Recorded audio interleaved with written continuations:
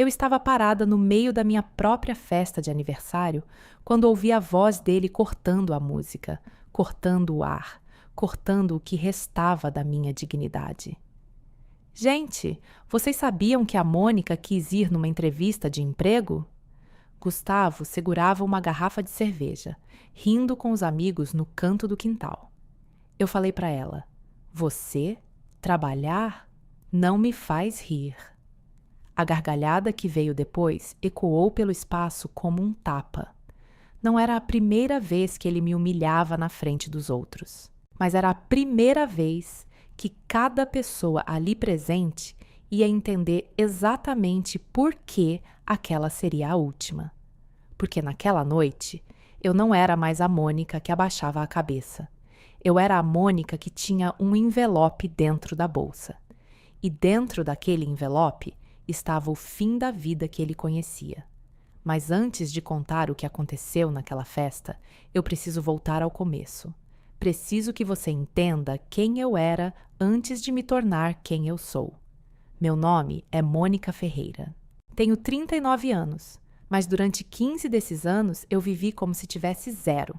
Zero identidade, zero voz, zero valor. Eu era a mulher do Gustavo, não a Mônica. Não a mãe do Pedro, da Isabela, da Lúcia. Era a mulher do Gustavo. Como se eu fosse um acessório, um item que veio junto com a mobília, algo que existia apenas em função dele. E o pior de tudo, o que me dói admitir até hoje, é que eu acreditava que era isso mesmo. Eu tinha aceitado esse papel com tanta convicção que já não lembrava mais que existia uma Mônica antes dele. E existia. Antes do Gustavo, eu era alguém. Eu era boa em números, muito boa. Na escola, eu tirava 10 em matemática sem estudar, enquanto minhas colegas quebravam a cabeça com equação de segundo grau. Minha professora, Dona Fátima, vivia dizendo: "Mônica, você tem cabeça para coisa grande." Eu acreditava nela.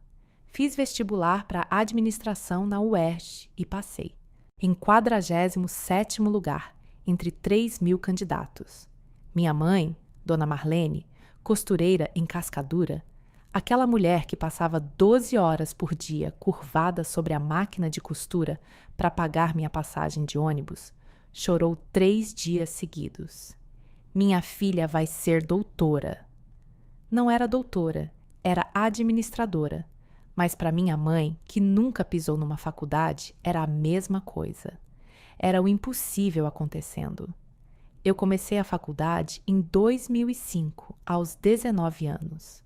Animada, cheia de planos, cheia de futuro.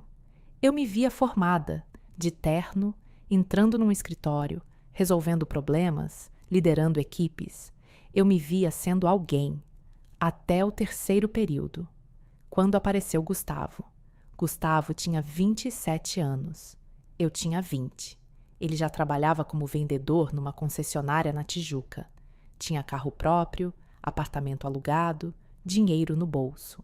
Para uma menina que pegava 2 ônibus para chegar na faculdade, que almoçava pão com manteiga no bandejão porque não podia pagar o prato feito, aquilo parecia um sonho de novela das 8.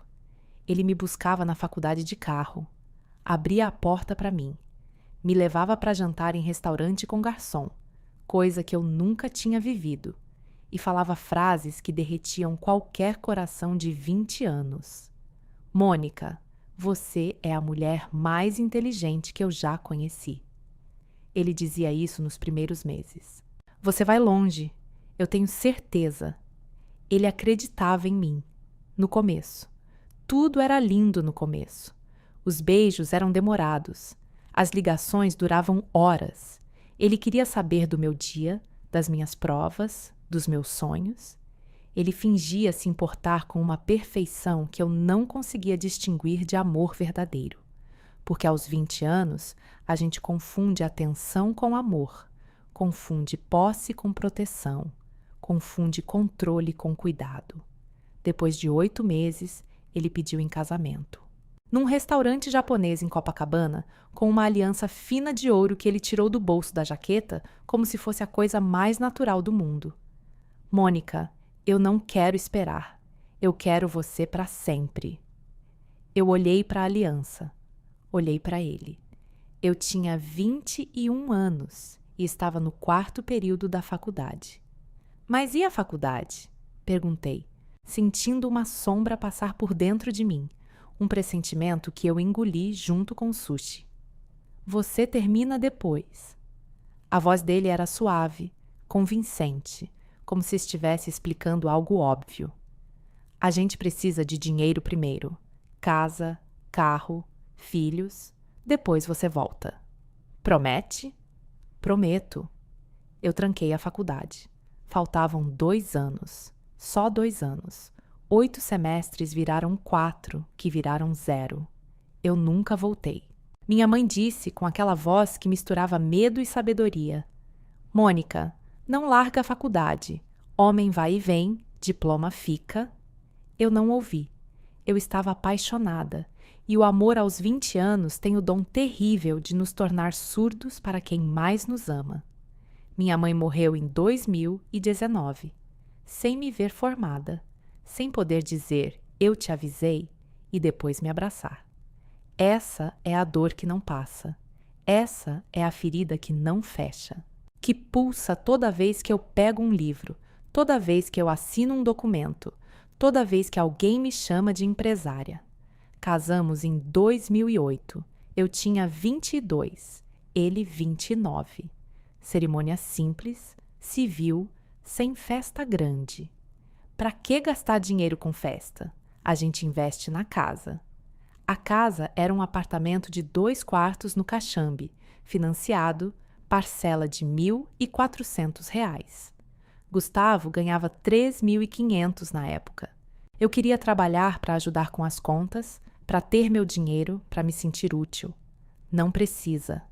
A mão dele no meu ombro, firme, como se estivesse selando um acordo. Eu sustento. Você cuida da casa. A mesma frase.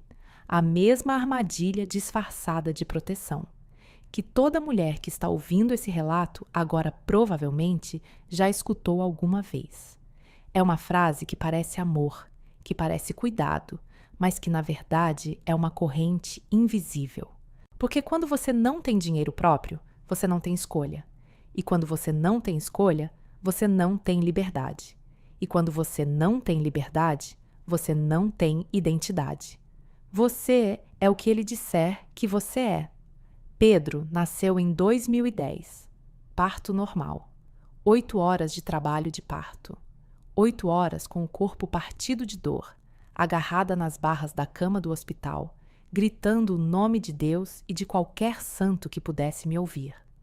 Gustavo ficou na sala de espera. Eu não aguento ver sangue. Eu pari sozinha, segurando a mão da enfermeira, uma mulher chamada Silvana que eu nunca mais vi, mas cujo rosto eu nunca esqueci. Uma desconhecida me deu mais apoio no momento mais importante da minha vida do que o homem que jurou me amar até que a morte nos separasse. Isabela nasceu em 2013, cesárea de emergência, hemorragia que quase me levou. Eu vi as luzes do centro cirúrgico girando acima de mim. Ouvi vozes apressadas. Senti o medo frio de morrer ali, aos 27 anos, sem ter vivido.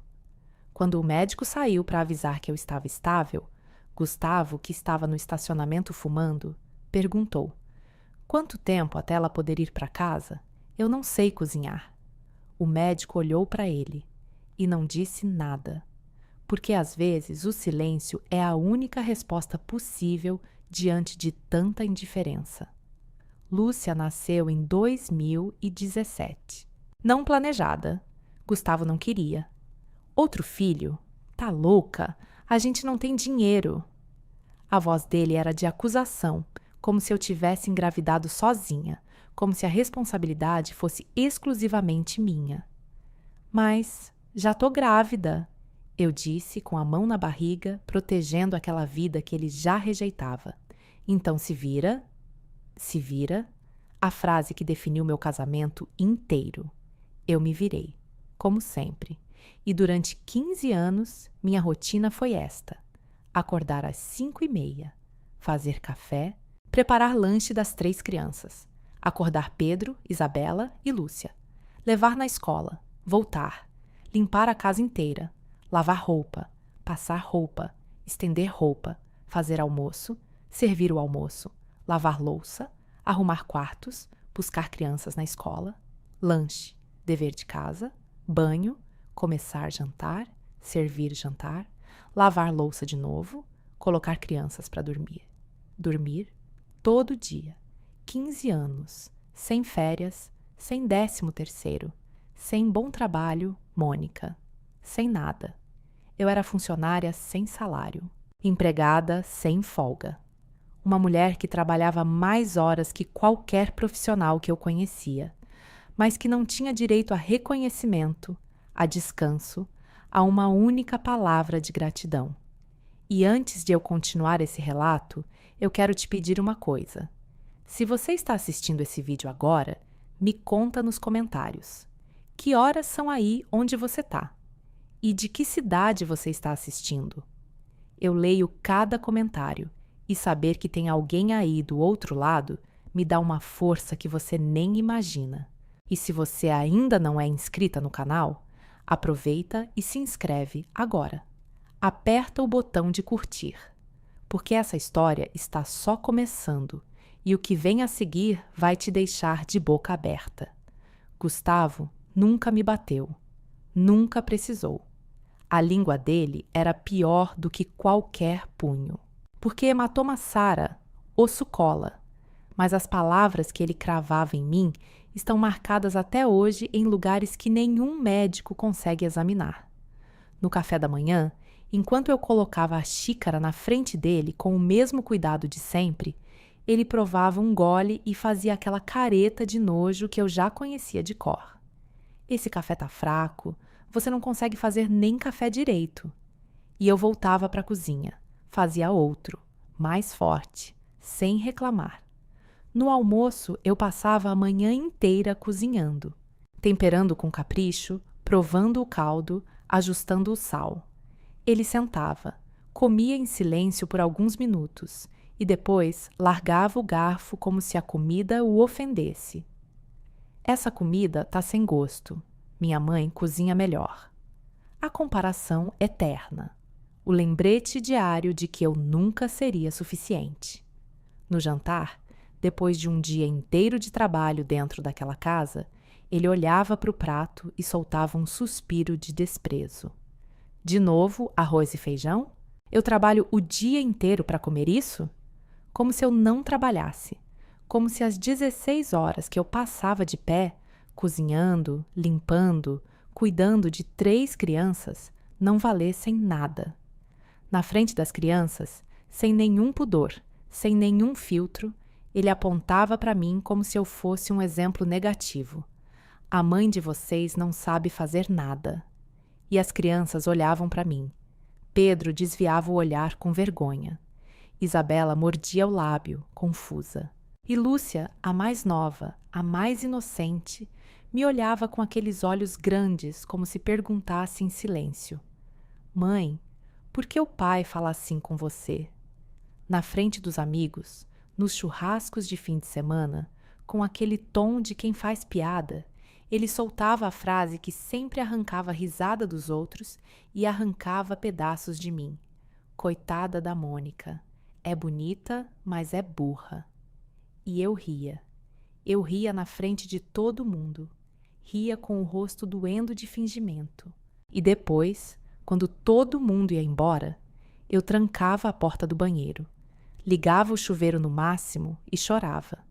Sentada no chão gelado, abraçando os próprios joelhos, com a água escorrendo e se misturando com as lágrimas, para ninguém ouvir, para ninguém saber.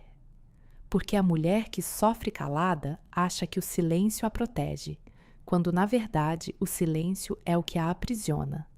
E se Gustavo era o carrasco, Dona Cléo era a sócia dele na tarefa de me destruir. Minha sogra, 67 anos. Aposentada, amarga, viúva de um homem que a traiu a vida inteira e que, em vez de direcionar a raiva para o falecido, canalizou todo o veneno para mim, como se eu fosse culpada pelos pecados de todos os homens que passaram pela vida dela. Cada domingo era uma sessão de tortura. Dona Cléo chegava pontualmente ao meio-dia, sentava na cabeceira da mesa como se a casa fosse dela e começava o ritual. Gustavo, você podia ter casado com a Renata. Aquela sim era uma mulher de verdade. Renata era a ex-namorada dele, uma mulher que ele namorou por 2 anos antes de mim. E Dona Cléo fazia questão de resgatá-la do passado todo santo domingo, como quem afia uma faca na frente da vítima. Essa carne tá dura, Mônica. Ela mastigava com nojo teatral. A Renata fazia uma carne maravilhosa. Você deveria pedir receita para ela. E Gustavo, calado, comendo, mastigando a carne que eu preparei, bebendo o suco que eu fiz, sentado na mesa que eu arrumei, como se fosse perfeitamente normal sua mãe humilhar sua esposa na casa que ela limpa, na frente dos filhos que ela cria. Uma vez eu respondi: não sei de onde tirei coragem. Talvez tenha sido o acúmulo de dor que transbordou sem pedir licença. Dona Cléo, se a Renata cozinha tão bem, por que o Gustavo não ficou com ela? Minha voz saiu mais firme do que eu esperava.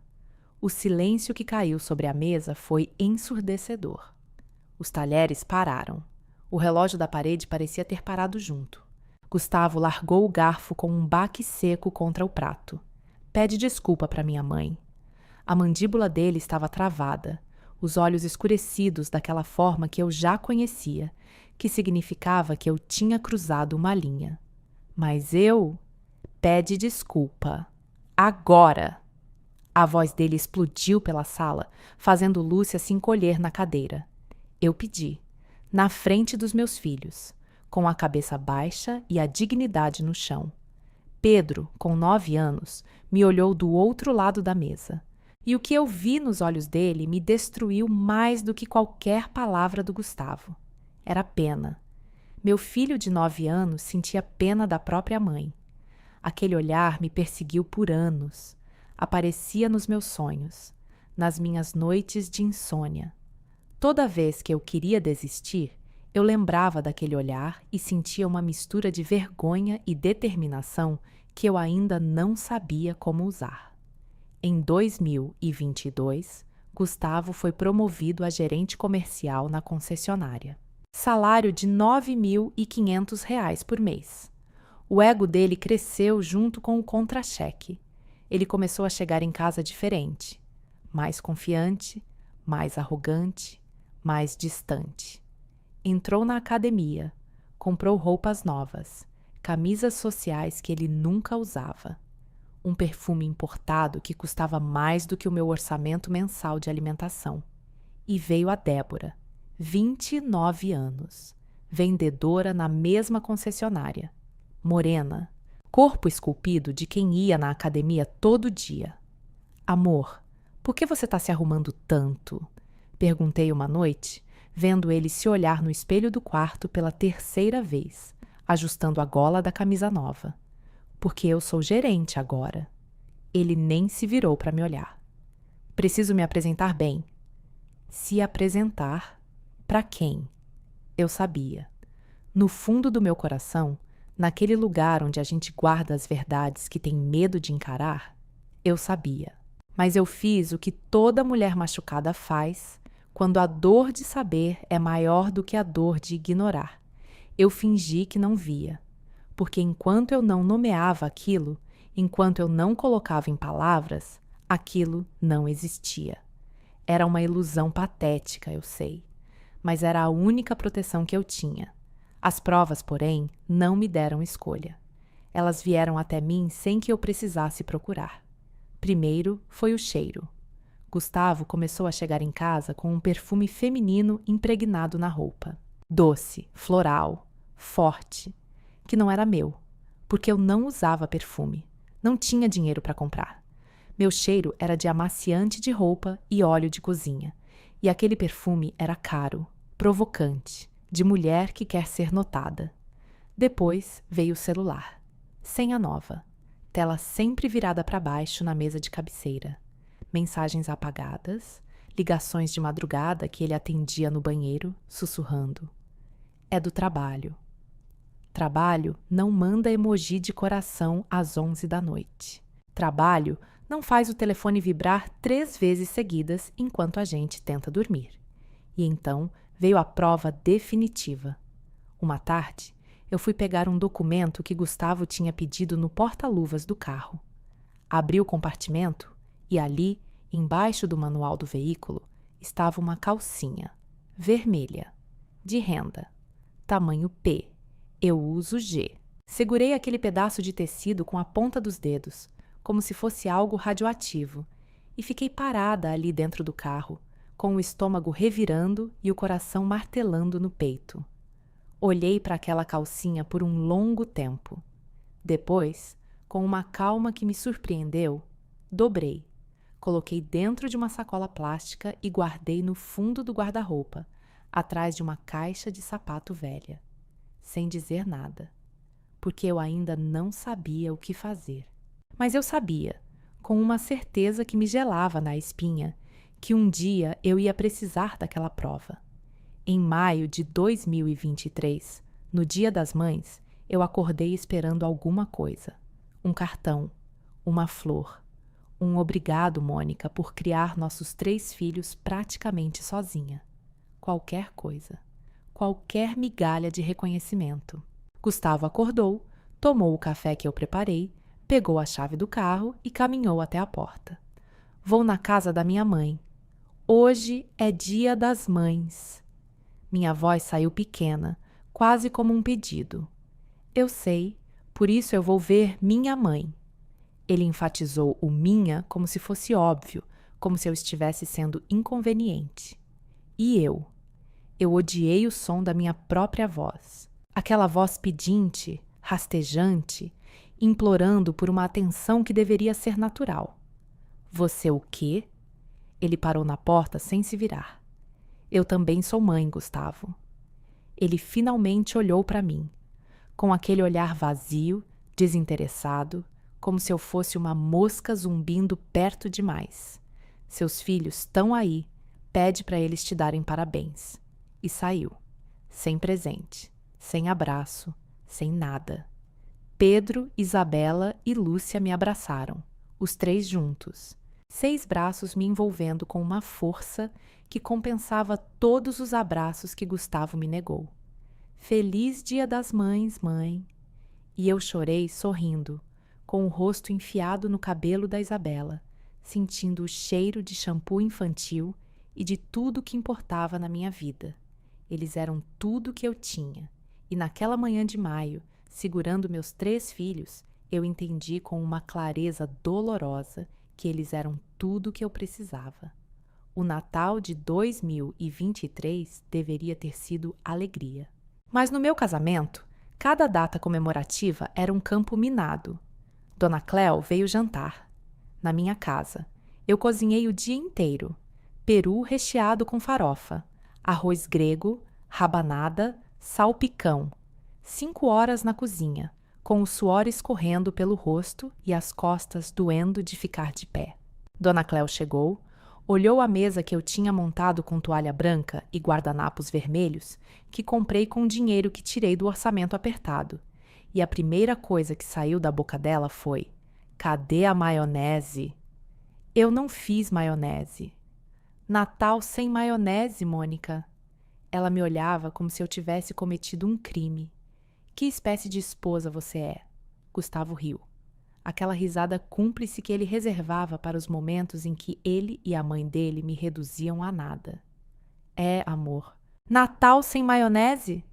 Eu fui para a cozinha fazer maionese, às 9 da noite, na véspera de Natal, enquanto todo mundo esperava sentado, conversando, bebendo, e eu descascava batata e cozinhava ovo no fogão quente.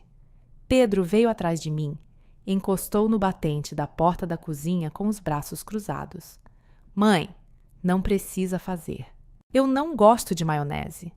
A voz dele era baixa, séria, de um menino que estava amadurecendo rápido demais por causa das circunstâncias. Mas a avó quer. A avó quer te ver sofrer, mãe. Não é a mesma coisa. Meu filho de 13 anos, enxergando o que eu passava 15 anos fingindo não ver. Eu engoli o nó na garganta e fiz a maionese, porque eu ainda não sabia dizer não. Ainda não tinha aprendido que não é uma palavra que liberta. Dona Cléo comeu uma colherada. Fez uma pausa dramática. Largou a colher. Tá sem sal. Gustavo concordou sem nem provar. É, tá sem sal mesmo. Pedro levantou da mesa sem dizer uma palavra. Foi pro quarto e não voltou. O Natal acabou em silêncio. E eu lavei a louça sozinha, às 2 da manhã, com as lágrimas pingando na espuma do detergente. No Réveillon, 31 de dezembro de 2023, Gustavo disse que ia para a festa da empresa. Só funcionários. Eu tentei mais uma vez me incluir na vida do homem com quem eu era casada. Eu não posso ir? Não, é só para quem trabalha. O tom era de quem encerra um assunto. Mas esposas de outros gerentes vão... Eu tinha ouvido a mulher de outro gerente comentar no grupo de WhatsApp. Gustavo me olhou com aquele desprezo gelado. Esposas de outros gerentes sabem se comportar. Mais uma facada. Mais um corte que não sangrava por fora. Eu fiquei em casa com as crianças, assistindo fogos de artifício na televisão. Meia-noite, eu abracei Pedro, Isabela e Lúcia. Feliz Ano Novo! Tentei fazer minha voz soar alegre, festiva, como uma mãe deveria soar na virada do ano. Eles dormiram, e eu fiquei acordada. 1 da manhã, 2, 3, 4. Às 5 da manhã, ouvi a chave na fechadura. Gustavo entrou cambaleando, bêbado. A camisa social aberta nos primeiros botões, o cabelo desarrumado e no pescoço, bem visível contra a pele clara, uma marca de batom. Onde você estava? Minha voz era mais cansaço do que raiva. Na festa? Ele apoiou a mão na parede, tentando se equilibrar. Até 5 horas? É, o gerente pode sair por último. Ele deu aquele sorriso torto de quem não se importa em ser pego. E esse batom no pescoço? Ele caminhou até o espelho do corredor. Viu a marca. Vermelha, nítida, inegável. E não negou. Não inventou desculpa. Não pediu perdão. Só disse com a naturalidade de quem manda o empregado embora. Vai dormir, Mônica. E foi para o banheiro, deixando a porta bater atrás dele. Me deixando ali, parada no corredor escuro, olhando para o espelho onde ele tinha acabado de se ver, encarando o meu próprio reflexo. Uma mulher de 38 anos, de camisola velha, com olheiras, com rugas de preocupação, com o coração em pedaços espalhados pelo chão frio. Eu olhei para aquele reflexo por um longo tempo, e naquele exato momento, parada naquele corredor, às 5 da manhã do primeiro dia de 2024, eu tomei uma decisão. Eu não ia embora ainda, porque eu não tinha para onde ir. Não tinha dinheiro, não tinha emprego, não tinha diploma. Eu precisava de um plano. E todo plano precisa de tempo. Eu ia sair, mas ia sair de pé, com dinheiro, com dignidade, com os meus filhos. Eu ia engolir cada humilhação que viesse a partir daquele momento, não como uma mulher derrotada, mas como uma mulher que estava juntando combustível. Janeiro de 2024. Eu acordei diferente. Não melhor, não pior. Diferente. Como se durante a noite algo tivesse se reconfigurado dentro de mim. Uma peça que estava fora do lugar finalmente encaixou. Eu parei de chorar no banheiro. Parei de implorar atenção. Parei de perguntar onde Gustavo estava ou com quem. Parei de esperar amor de quem não tinha amor para dar. Eu canalizei toda a minha energia, toda a minha dor, toda a minha raiva silenciosa numa única direção: sair. Mas sair com um plano. Construir em silêncio o que ninguém esperava que eu fosse capaz de construir. Em fevereiro, enquanto rolava o Instagram de madrugada, com Gustavo roncando do lado e a luz do celular iluminando o meu rosto, vi um anúncio. Vaga para assistente administrativo, campus eventos, experiência em organização e gestão. Organização e gestão. Eu li aquelas 2 palavras e senti algo estranho no peito, porque eu organizava uma casa de 5 pessoas. 3 crianças com horários diferentes, necessidades diferentes, personalidades diferentes. Um orçamento de R$ 2.800 por mês para alimentação, escola, transporte, roupa, remédio, material escolar, gás, produto de limpeza. Eu fazia milagre com aquele dinheiro. Esticava cada centavo como se fosse elástico. Eu era gestora. Eu sempre fui. Só que ninguém me chamava assim. Me chamavam de dona de casa, como se fosse pouco. Como se manter uma família funcionando com quase nada não exigisse a mesma inteligência, a mesma disciplina, a mesma capacidade de resolver problemas que qualquer empresa exige dos seus melhores profissionais.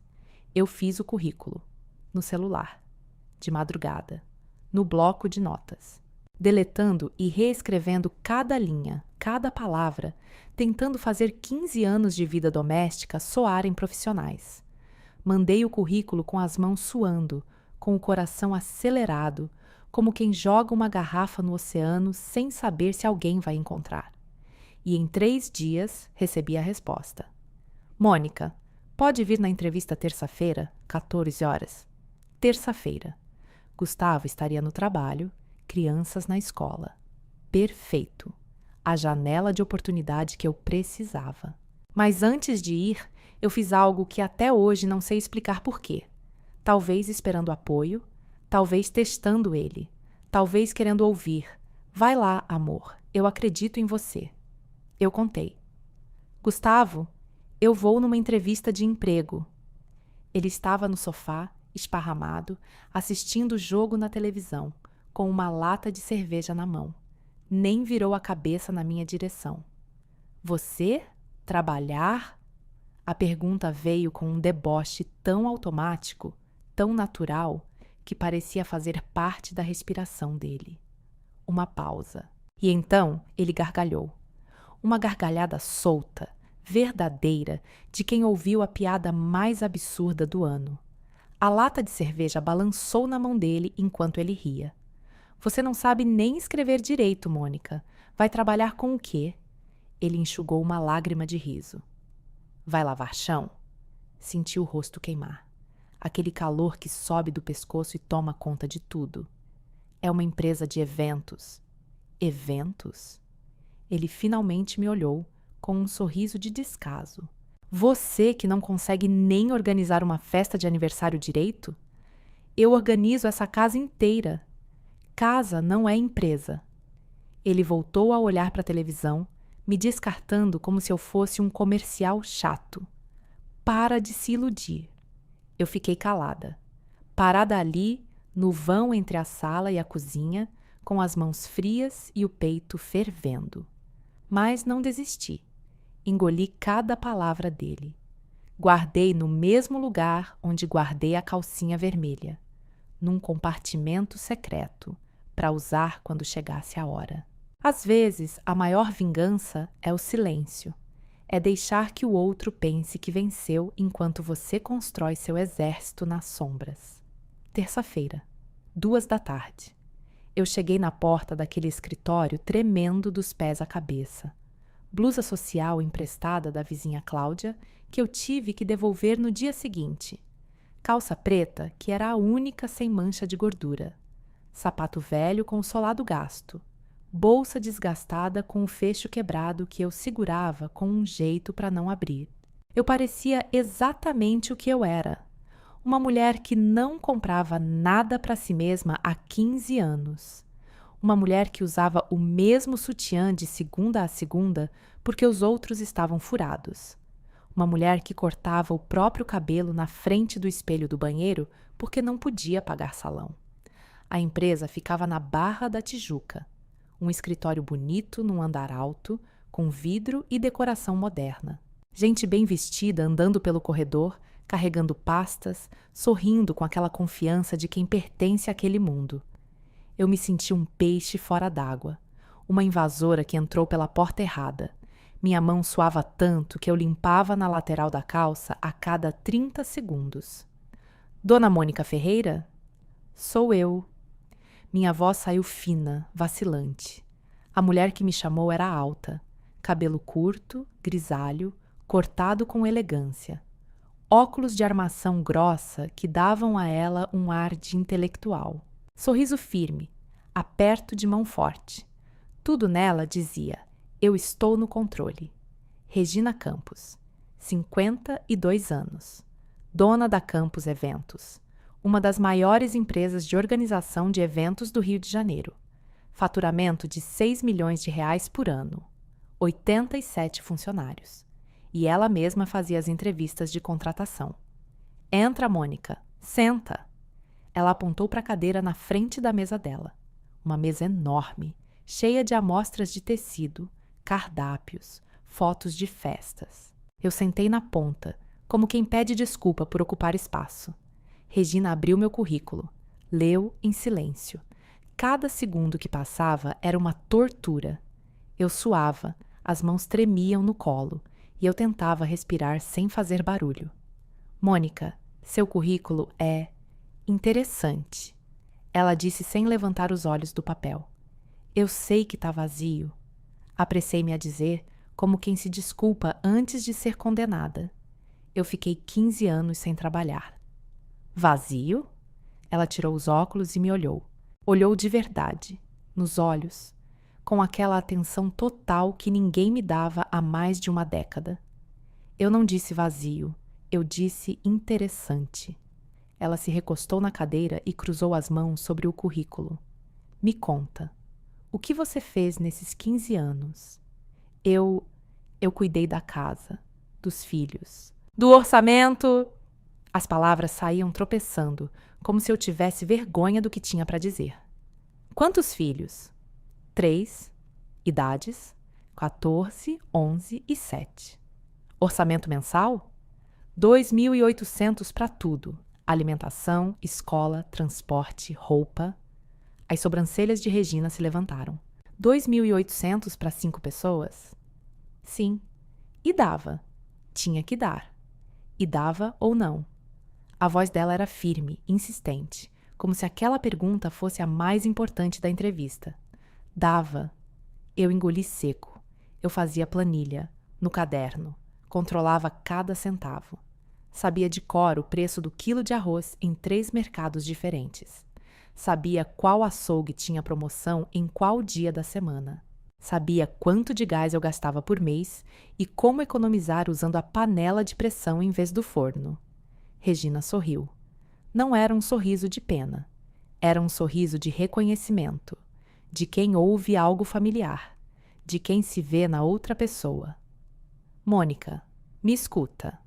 Ela se inclinou para frente, apoiando os cotovelos na mesa. Você não ficou 15 anos sem trabalhar. Você ficou 15 anos gerindo uma empresa chamada Família, com um orçamento ridiculamente apertado, sem equipe de apoio, sem férias, sem bônus, sem reconhecimento, sem ninguém dizendo bom trabalho. Eu senti meus olhos arderem, uma queimação que subia do peito e apertava tua garganta. Isso não é dona de casa, isso é gestão, e das bravas. Mas eu não tenho diploma. A lágrima escapou antes que eu pudesse segurar. Desci na bochecha e caiu no colo, na blusa emprestada da vizinha. Eu também não terminei a faculdade. A voz de Regina ficou mais suave. Larguei no 5º período, para criar meu filho sozinha. Depois de um divórcio que me deixou sem nada, sem casa, sem carro, sem autoestima.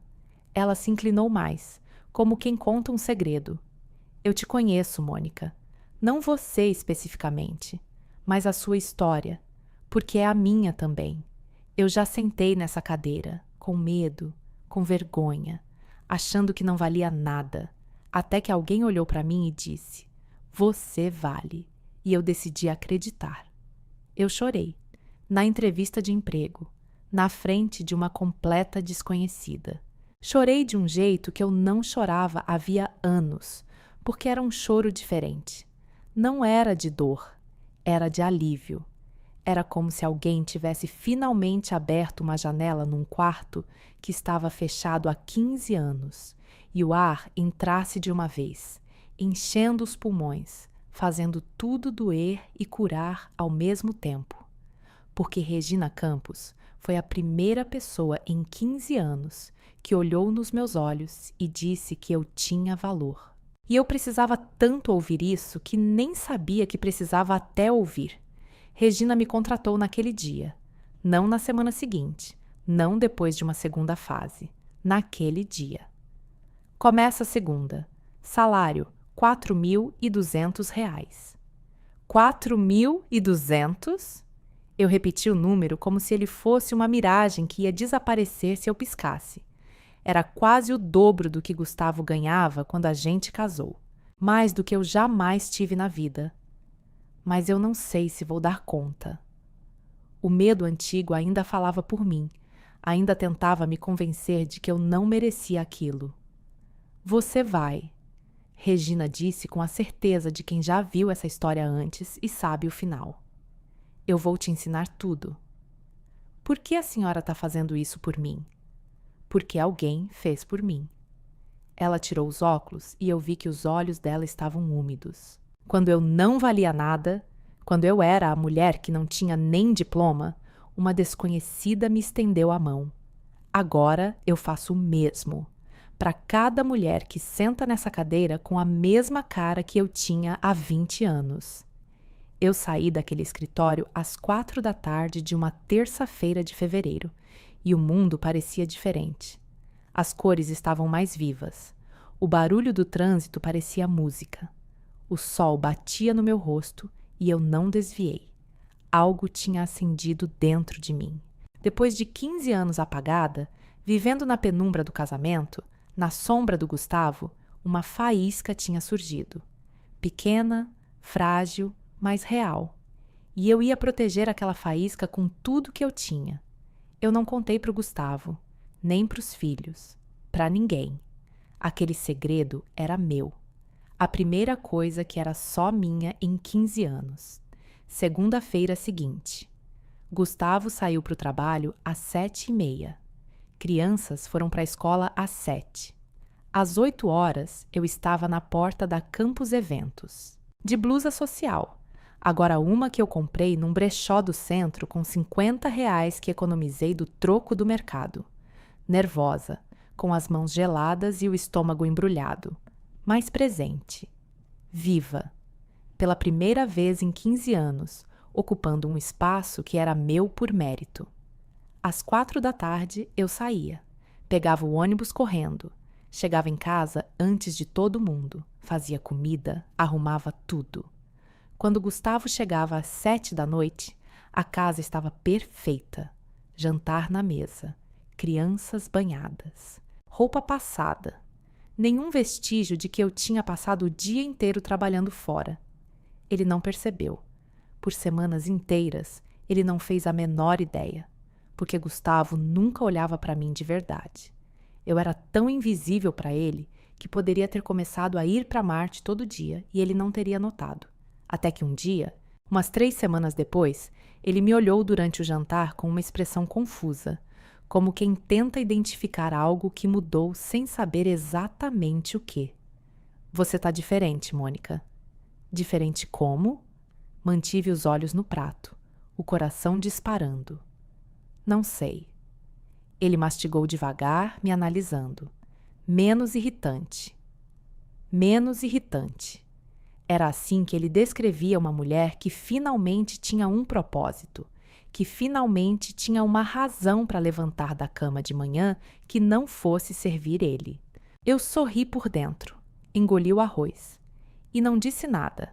Regina me ensinou tudo, com uma paciência que eu não merecia e uma confiança que eu ainda não tinha em mim mesma. Organização de eventos do início ao fim, planilhas de orçamento, controle de fornecedores, negociação de contratos, atendimento ao cliente, logística, cronograma, prazos. E eu absorvia como esponja seca jogada na água. Porque a verdade, que Regina percebeu antes de mim, era que eu já fazia tudo aquilo, só que em casa. Sem nome bonito, sem reconhecimento. Organizar festa de 500 pessoas? Eu organizava festa de aniversário de 3 crianças com R$ 200 e ainda sobrava para comprar balão e bolo de caixinha. Negociar com fornecedor de buffet? Eu negociava preço de carne no açougue há 15 anos. Conhecia cada truque, cada argumento, cada momento certo de pedir desconto. Controlar orçamento de evento de R$ 100 mil? Eu fazia 2.800 render para 5 pessoas durante 30 dias, controlando cada real no caderno com caneta azul. Aquilo não era difícil. Era a minha vida inteira em versão profissional. As mesmas habilidades, os mesmos instintos, a mesma capacidade de resolver problema atrás de problema sem perder o controle. Só que agora com nome de cargo, planilha de Excel e um salário no final do mês. Em 30 dias, eu era a melhor assistente que Regina já teve.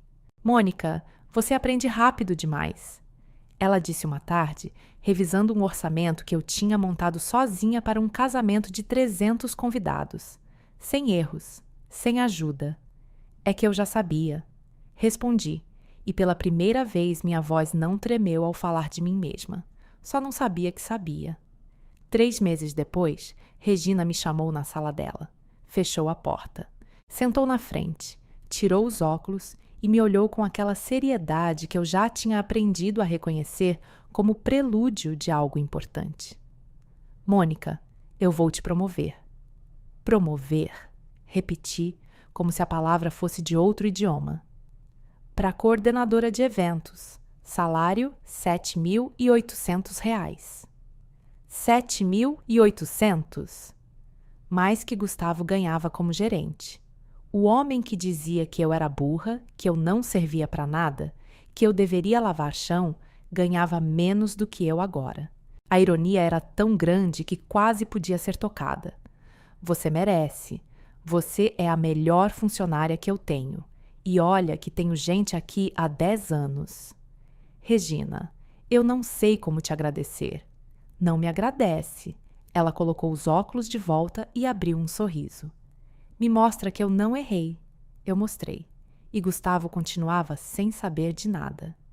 O dinheiro ia para uma conta que eu abri sozinha no Nubank.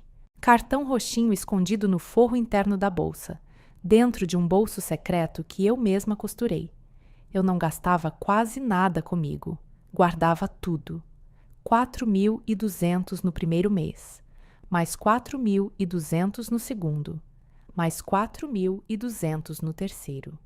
Depois, 7.800 e mais 7.800. Em 6 meses, eu tinha R$ 32 mil guardados. Mais dinheiro do que eu vi junto na vida inteira. Mais dinheiro do que Gustavo jamais imaginou que eu fosse capaz de ganhar. E ele não fazia a menor ideia, porque ele nunca perguntava sobre mim. Nunca perguntava o que eu fazia durante o dia, como eu estava, se eu precisava de algo. Minha invisibilidade, que por 15 anos foi minha prisão, minha maior tortura, virou a minha arma mais poderosa. Em agosto de 2024, 6 meses depois da minha contratação, Regina me chamou de novo. Mas dessa vez a conversa tinha um peso diferente. Eu senti no ar antes mesmo de ela abrir a boca. Mônica, eu tenho 52 anos. Ela estava de pé, olhando pela janela do escritório que dava para a linha do horizonte da Barra. Tô cansada. Construí essa empresa com as próprias mãos durante 20 anos. Cada evento, cada crise, cada madrugada. Mas eu quero viajar. Quero descansar. Quero conhecer a Itália. Quero viver antes que seja tarde demais. E a empresa? Perguntei, sentindo o coração apertar. Porque aquela empresa tinha virado minha casa, meu lugar no mundo. Ela se virou para mim. E nos olhos dela tinha uma decisão já tomada. Eu quero te oferecer sociedade. O ar sumiu dos meus pulmões. Sociedade? 30%. Você entra como sócia. Eu reduzo minha participação aos poucos. Em 3 anos, a empresa é sua. Regina, eu não tenho dinheiro pra...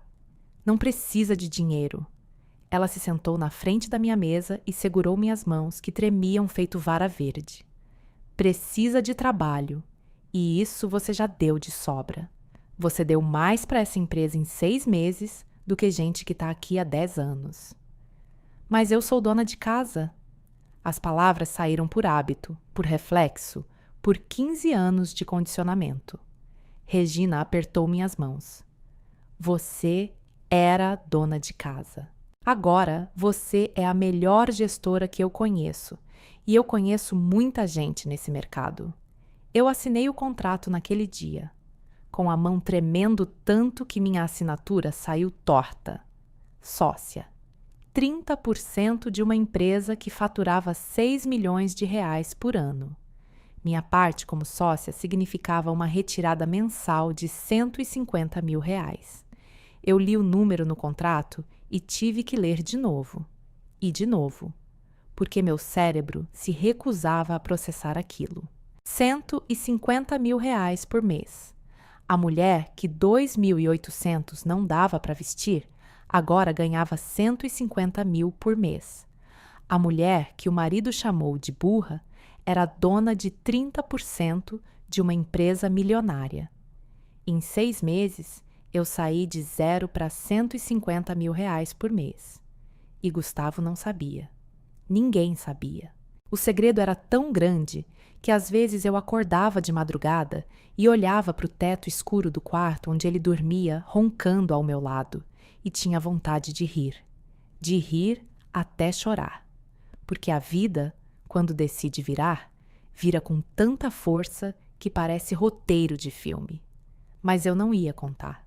Não ainda, porque eu tinha um plano, e esse plano tinha data marcada. 15 de outubro de 2024. Meu aniversário de 40 anos. Nos últimos 10 aniversários, Gustavo não fez nada. Nenhuma festa, nenhum presente, nenhum parabéns de manhã. Uma vez, ele esqueceu completamente. Eu esperei o dia inteiro. Café da manhã, almoço, jantar, nenhuma menção.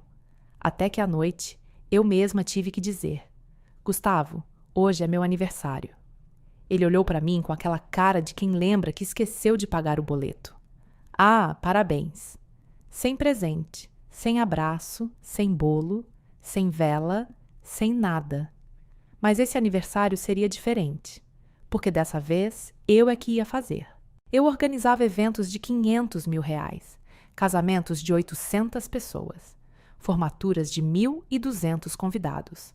Agora eu ia organizar o meu evento, o evento da minha vida. Aluguei um salão na Barra da Tijuca, bonito, amplo, com pé direito alto e lustres de cristal.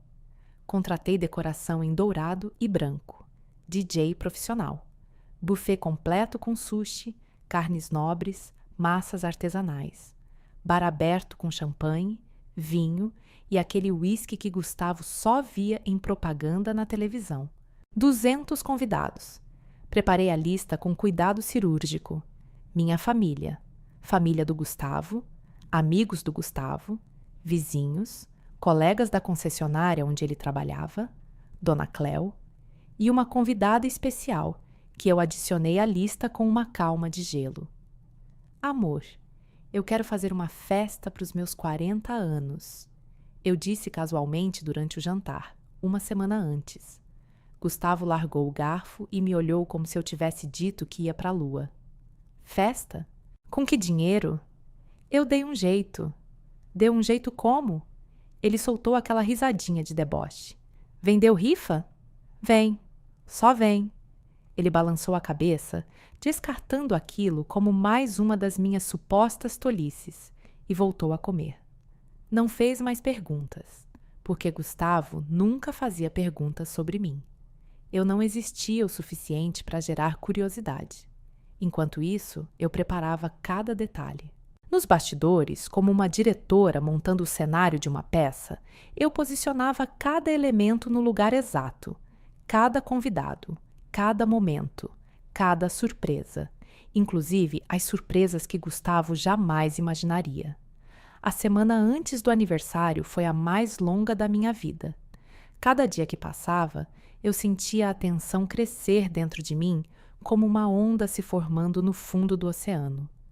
De dia, eu coordenava os últimos detalhes da festa com a precisão que 6 meses na Campus Eventos me ensinaram. Checava o buffet, confirmava os convidados, testava o som do salão. À noite, eu deitava ao lado de Gustavo, ouvindo ele roncar, e ensaiava mentalmente cada palavra do que eu ia dizer. Cada pausa, cada revelação. Eu estava montando o palco da minha própria libertação, e cada peça precisava estar no lugar certo. Na véspera, enquanto as crianças dormiam e Gustavo assistia televisão na sala sem prestar atenção em nada, eu fui até o fundo do guarda-roupa. Tirei a caixa de sapato velha. Abri. Lá dentro estavam todas as provas que eu juntei ao longo de meses. A calcinha vermelha de renda, tamanho P, dentro da sacola plástica selada. Fotos que eu tirei com meu celular de mensagens no WhatsApp dele enquanto ele tomava banho. Mensagens dele com Débora que fariam qualquer juiz balançar a cabeça. Prints das conversas. Eu te amo, chefe. Quando você larga aquela chata? Hoje não dá. Ela tá de TPM. E os papéis do divórcio que eu tinha consultado com uma advogada 3 meses antes, já assinados da minha parte, só faltando a assinatura dele. Coloquei tudo em 2 envelopes, separados, organizados, lacrados, e guardei dentro da bolsa nova que eu comprei com o meu dinheiro. A primeira bolsa nova em 15 anos. Respirei fundo, olhei para o espelho e pela primeira vez gostei do que vi. 15 de outubro. A noite chegou. Gustavo estacionou na frente do salão e parou. Pela primeira vez em anos, ele ficou sem palavras. O salão estava iluminado como um palácio. Luzes douradas refletiam nos vidros da fachada. A música escapava pelas portas entreabertas.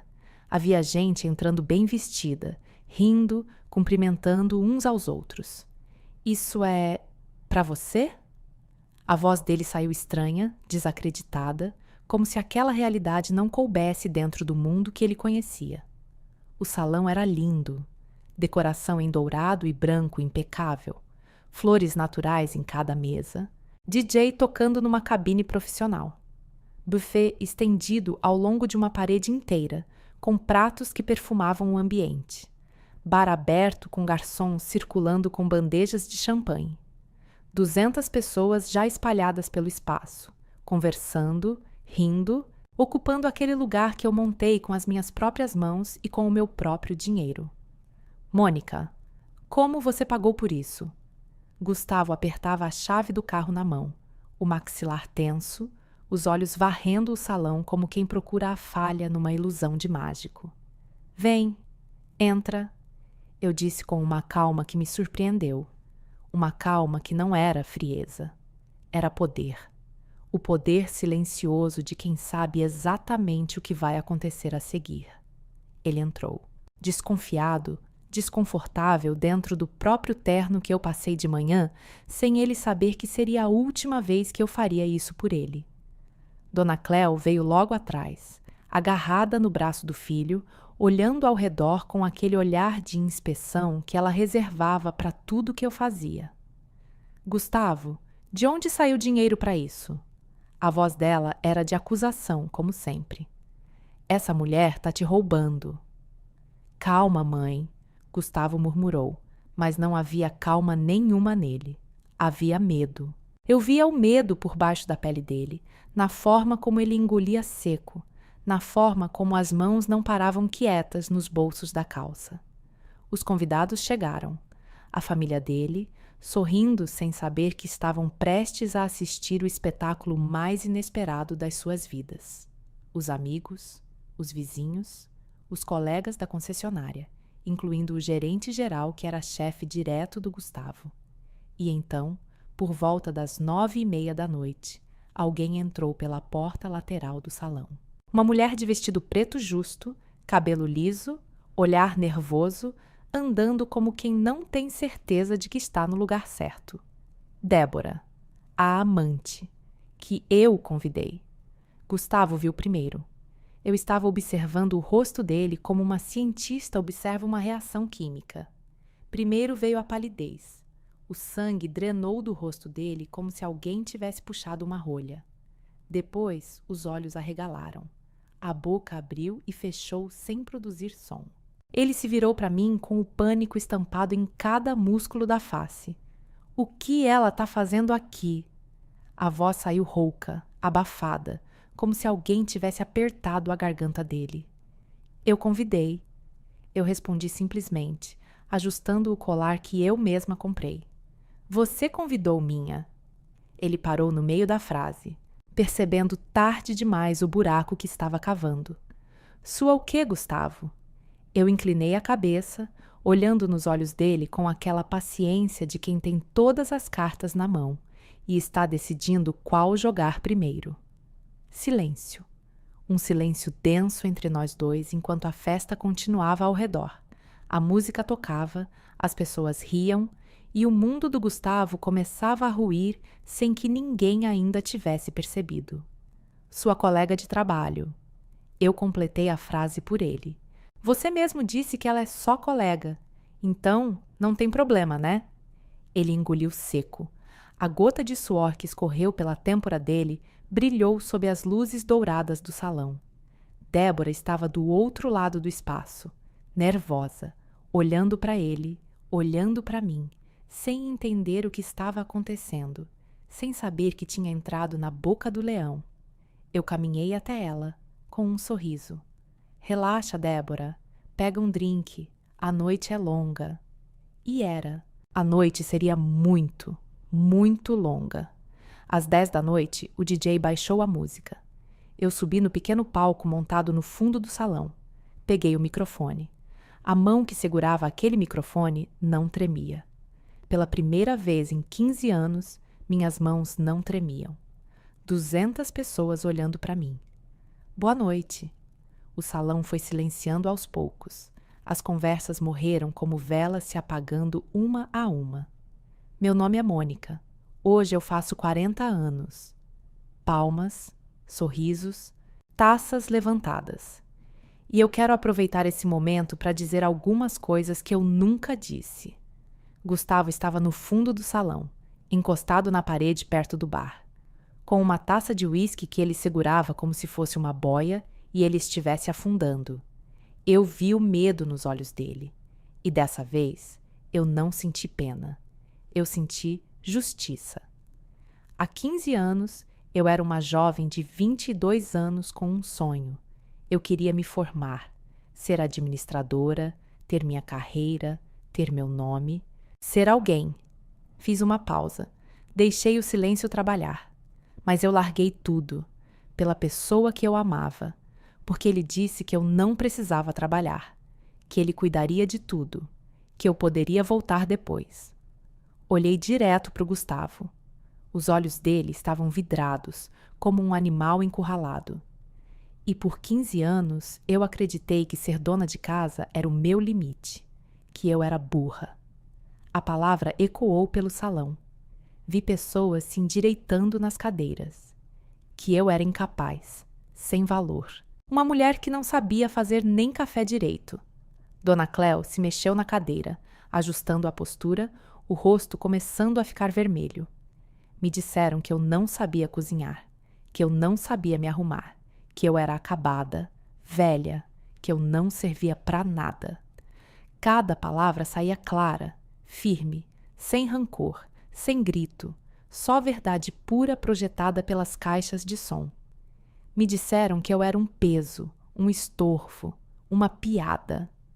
Minha voz não tremia. Pela primeira vez em 15 anos, minha voz não tremia. Mas há 6 meses, uma mulher me olhou nos olhos e disse uma frase que mudou a minha vida. Ela disse: "Você não é dona de casa. Você é gestora." Essa mulher está aqui hoje. Eu olhei para Regina Campos, que estava na mesa da frente com os óculos embaçados de lágrimas. Regina Campos me deu uma chance, uma entrevista, um emprego e depois uma coisa que eu nunca pensei que fosse possível: uma sociedade. Burburinho no salão, cabeças se virando, olhares confusos. Eu sou sócia da Campos Eventos, uma empresa que fatura 6 milhões de reais por ano. Minha voz agora preenchia cada canto daquele salão. Essa festa que vocês estão curtindo, fui eu que organizei, com o meu dinheiro, do meu trabalho, do trabalho da mulher que disseram que não sabia fazer nada. Silêncio absoluto, 200 pessoas em choque. Garçons pararam com as bandejas no ar. O DJ esqueceu de respirar. E Gustavo, no fundo do salão, estava petrificado, a boca aberta, as mãos tremendo tanto que o uísque balançava dentro da taça. A cor do rosto dele oscilava entre o branco e o cinza, como se o sangue não soubesse mais para onde ir. Dona Cléo segurava a taça de champanhe com tanta força que os nós dos dedos ficaram brancos. Mas antes de terminar, eu quero fazer mais uma coisa. Eu desci do palco devagar, peguei minha bolsa na cadeira e tirei o primeiro envelope. Gustavo, vem aqui. Ele não se mexeu, parado na parede como se tivessem pregado os pés dele no chão. Vem. Ele veio, devagar. Os passos arrastados, pesados, como condenado andando para o tribunal. Cada metro que ele percorria pelo salão, 200 pares de olhos acompanhavam.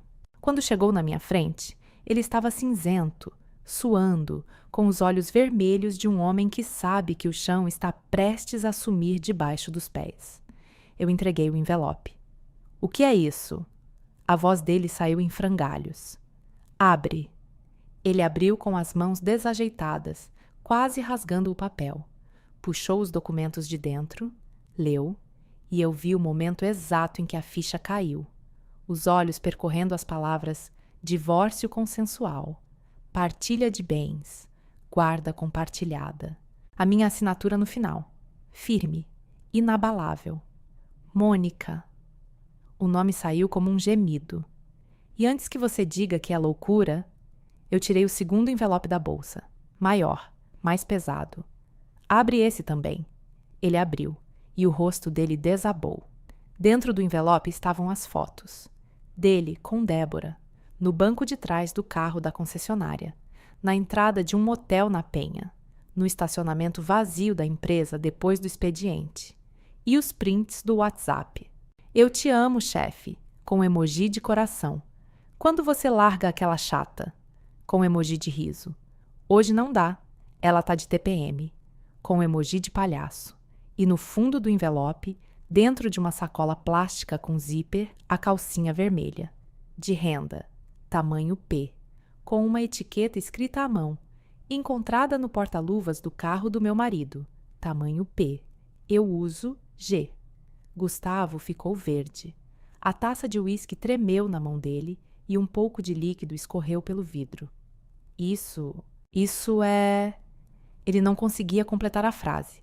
As palavras morriam na garganta como peixes fora d'água.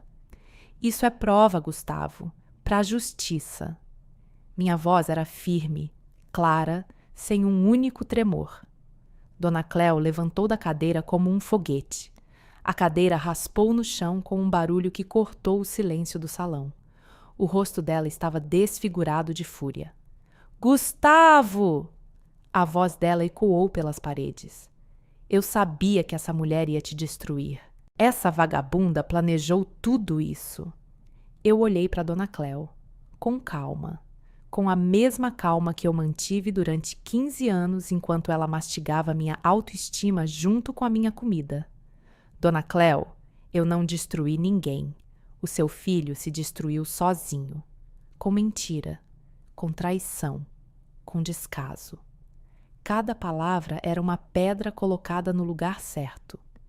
E com a ajuda da senhora, que passou 15 anos me humilhando na minha própria casa, comendo minha comida, sentando na minha cadeira, criticando meu café, minha carne, minha maionese. Dona Cléo ficou roxa. A boca abriu e fechou sem som, como um peixe fora do aquário. E quanto a Renata, que a senhora tanto gosta? Eu dei um sorriso que era todo dente e nenhuma piedade. Pode ligar para ela, porque o Gustavo vai precisar de alguém para cozinhar. Uma risada nervosa percorreu o salão. Depois outra. Não era riso de piada. Era riso de choque, de admiração, de reconhecimento. Era o som de 200 pessoas assistindo uma mulher se levantar depois de 15 anos de joelhos. Débora tentou sair escondida. Vi pelo canto do olho ela se esgueirando pela lateral do salão em direção à porta. Mas Pedro, meu filho, 14 anos, que estava calado a noite inteira, observando tudo com aqueles olhos sérios que eram a versão jovem dos meus, se colocou na frente da porta, os braços cruzados, a postura reta.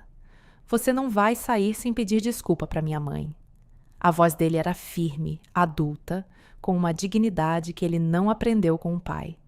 Garoto, sai da frente. Débora tentou contornar ele. Pede desculpa. Débora parou. Olhou para ele. Para aquele menino de 14 anos com a estrutura física do pai, mas com a fibra moral da mãe. E algo nela cedeu. Talvez vergonha. Talvez medo. Talvez a percepção tardia de que ela tinha ajudado a destruir uma família. Me desculpa. A voz saiu baixa, quebrada, quase inaudível. Pedro saiu da frente. Débora passou por ele e foi embora, correndo de salto alto pelo corredor, tropeçando nos próprios pés, com a maquiagem escorrendo junto com as lágrimas.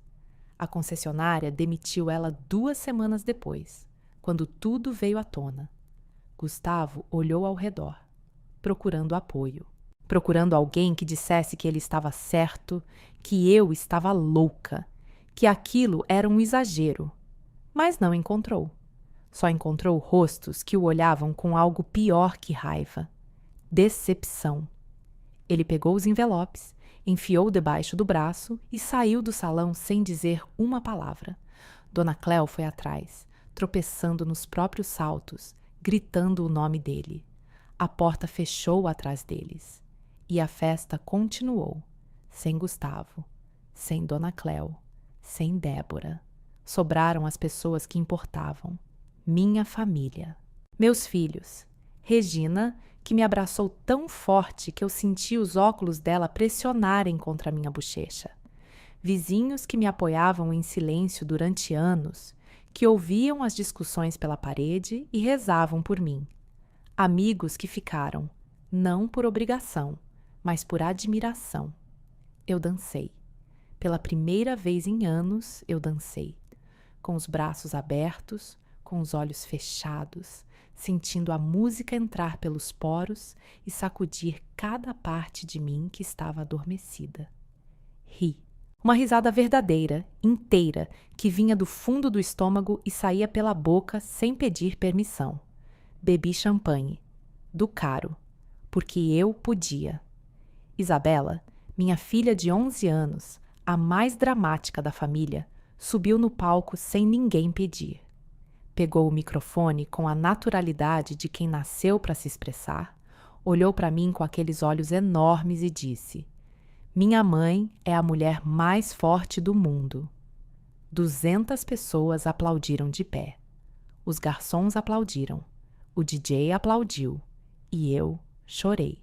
Mas dessa vez, pela primeira vez em mais tempo do que eu conseguia lembrar, eu chorei de felicidade. De pura, genuína, avassaladora felicidade. Gustavo assinou o divórcio. Não teve escolha. As provas eram volumosas, detalhadas, irrefutáveis. A advogada que eu contratei com o meu dinheiro era uma das melhores do Rio. A sentença veio em março de 2025. Guarda compartilhada. Mas na prática as crianças ficavam comigo, porque as crianças escolheram ficar comigo. Pensão de R$ 3.200 por mês. Partilha de bens, 60% para mim, como manda a lei quando há culpa comprovada. O apartamento do Caxambe foi vendido. Minha parte, R$ 185.000. Danos morais, R$ 30.000. O homem que disse que eu não sabia trabalhar agora pagava pensão para a mulher que fatura milhões. Débora largou ele antes mesmo do divórcio ser finalizado. Eu não vou ficar com um homem falido. Amor de amante dura até o dinheiro acabar e a diversão virá responsabilidade. Gustavo foi morar com Dona Cléo, num apartamento de um quarto em Cascadura. Mãe e filho, juntos. Ele com 43 anos, voltando para o quarto onde cresceu. Ela com 67, cozinhando para ele e criticando. Você devia ter ficado com a Renata. Agora era ele que ouvia, todo dia, no café, no almoço e no jantar. A mesma mulher que me torturou por 15 anos agora torturava o próprio filho. E pela primeira vez, Gustavo entendeu exatamente como eu me sentia sentada naquela mesa. Eu comprei um apartamento na Barra da Tijuca. 3 quartos, varanda ampla, vista para o mar. Com o meu dinheiro. Cada centavo honesto, cada centavo suado, cada centavo que prova que eu nunca fui burra. Pedro tem 15 anos agora. Quer fazer administração. Igual você, mãe. Ele diz isso com um orgulho na voz que me enche os olhos toda vez. Isabela tem 12. Faz teatro. É a mais dramática da família. Puxa a mãe, como ela mesma gosta de dizer. Lúcia tem 8. Desenha corações no meu caderno de trabalho com giz de cera. Para você lembrar que eu te amo, mãe. Eu não preciso de caderno para lembrar, meu amor. Eu sei. Sei com cada célula do meu corpo. Em setembro de 2024, eu fiz algo que prometi para minha mãe há quase 20 anos. Eu me matriculei de novo. Administração. UERJ. A mesma faculdade que eu larguei em 2008. A coordenadora olhou meu histórico no sistema e levantou os olhos com uma expressão de surpresa. Mônica Ferreira? Você trancou em 2008? Sim, 16 anos atrás. E tá voltando agora? Tô. Por quê? Eu respirei fundo. E respondi com a verdade que morava no meu peito há 16 anos. Porque eu prometi para minha mãe que ia me formar. E ela morreu sem ver. A coordenadora autorizou meu retorno. Aproveitou as matérias antigas. Faltam 4 semestres. Em 2026, eu me formo. Aos 41 anos. Sentada naquela cadeira do anfiteatro, de beca, com meus 3 filhos na plateia. E eu sei que minha mãe vai estar vendo, de algum lugar, chorando de orgulho. Como chorou quando eu passei no vestibular, naquela tarde de 2005 que parece uma vida inteira atrás. Regina cumpriu o que prometeu, reduziu a participação na empresa e agora viaja o mundo. Me manda fotos da Itália, de Portugal, da Grécia, fotos com legendas curtas. Mônica, a empresa está em boas mãos. Eu respondo sempre. A empresa está nas mãos de uma dona de casa. E ela ri. A melhor dona de casa que o mundo corporativo já viu. Eu e Regina nos falamos todo dia. Ela é minha sócia, minha mentora, minha amiga. A mãe que a vida me deu depois que levou a minha. A última vez que eu vi Gustavo foi em março de 2025. Shopping da Tijuca. Eu saía de uma loja com sacolas. Roupa nova para mim. Pela primeira vez em 15 anos, eu entrava numa loja, escolhia o que eu queria, experimentava sem olhar a etiqueta de preço primeiro e pagava com o meu cartão. E na praça de alimentação, sozinho, numa mesa de canto, estava Gustavo, comendo marmita de uma vasilha plástica. Aquele homem que ria da minha comida, que dizia que meu arroz era sem gosto, que minha carne era dura, que minha maionese era sem sal, estava comendo marmita fria no shopping, sozinho. Ele me viu.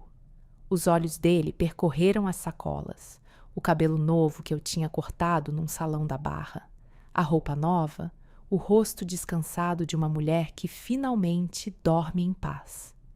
Mônica, a voz dele era tão diferente daquela que gritou comigo durante 15 anos.